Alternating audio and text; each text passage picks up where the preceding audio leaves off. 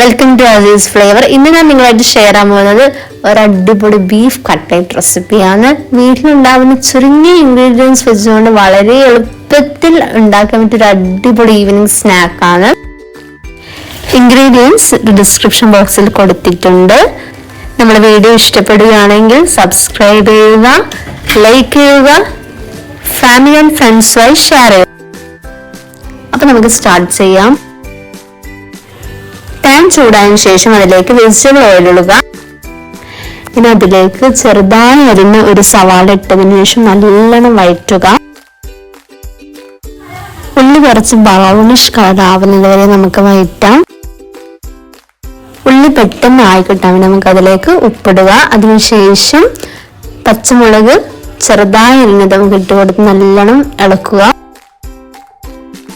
ഉള്ളിയും മുളകും നല്ലവണ്ണം വഴന്ന് വന്നിട്ടതിന് ശേഷം നമ്മൾക്ക് കുറച്ച് മല്ലിപ്പൊടി, മഞ്ഞൾപ്പൊടി, കുരുമുളക് പൊടി, ഗരം മസാല ഇട്ടതിന് ശേഷം നല്ലോണം വഴറ്റുക. ഇനി വേവിച്ച് വെച്ച ഉള്ളിലേക്ക് ഇട്ടതിന് ശേഷം നല്ലവണ്ണം മിക്സ് ചെയ്തെടുക്കുക.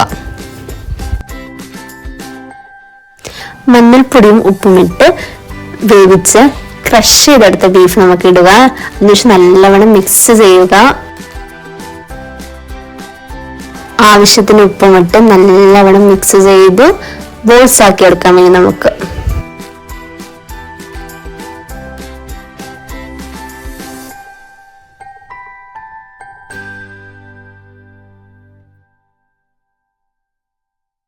ഇത്ര ഇൻഗ്രീഡിയൻസ് വെച്ചുകൊണ്ട് ഞാൻ ഇപ്പോൾ 9 കട്ട്ലേറ്റാണ് ആക്കിയെടുത്തത്.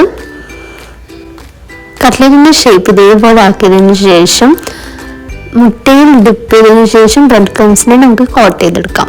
അങ്ങനെയെല്ലാം ഇതേപോലെ ചെയ്യുക.